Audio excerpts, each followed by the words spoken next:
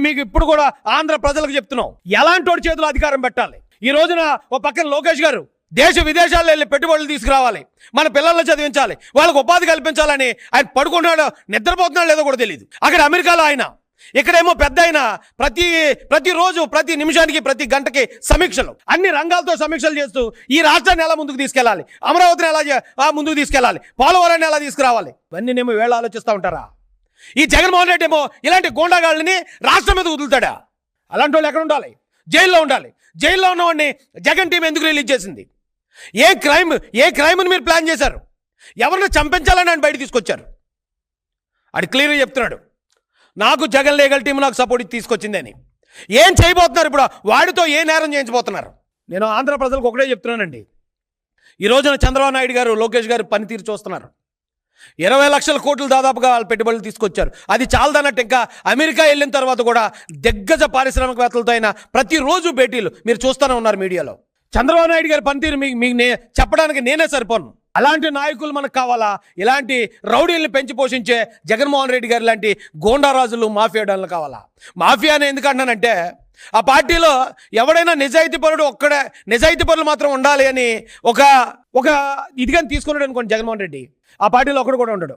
ఎందుకంటే ఒక అవినాష్ రెడ్డి, ఒక కొడాలి నాని, ఓ పేర్ని నాని, ఒక అనంతబాబు, ఇలాంటి బోరుగట్టుగాడు, లేదా ఒక గోరంట్ల మాధవ్, నిజాయితీ పరులే రాజకీయాల్లో ఉండాలంటే ఈ దేశంలో మొట్టమొదటి ఖాళీ అయిపోయే పార్టీ వైసీపీ పార్టీ. ఒక్కడు కూడా ఉండడు అక్కడ. అలాంటి పార్టీని అంతమంది నేరస్తులు కలిసి ఉండే ఏ సమూహాన్నైనా మాఫియా అని అంటారు. మాఫియా అంటే ఆర్గనైజ్డ్ క్రైమ్.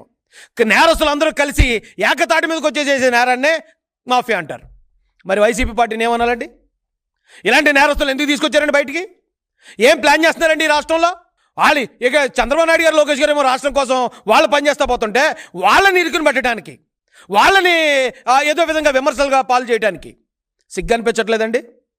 ఈ రోజున ప్రజలను అడిగితే చెప్తున్నారండి, జగన్మోహన్ రెడ్డి గారి పేరు చెప్తే ఒక అనంతబాబు గుర్తొస్తున్నాడు, లేదా ఒక అవినాష్ రెడ్డి గుర్తొస్తున్నాడు, లేదా ఒక బోరుగడ్డ అనిల్ గుర్తొస్తున్నాడు, ఓ వర్రా రవీందర్ రెడ్డి గుర్తొస్తున్నాడు, లేదా ఒక మాలపాటి భాస్కర్ రెడ్డి గుర్తొస్తున్నాడు. ఇలాంటి బూతురాయిళ్ళు ఈ రాష్ట్రంలో ఉన్న స్త్రీలని, మాన ప్రాణాలని బజారుకి ఇచ్చే బూతురాయిలు గుర్తొస్తున్నారు.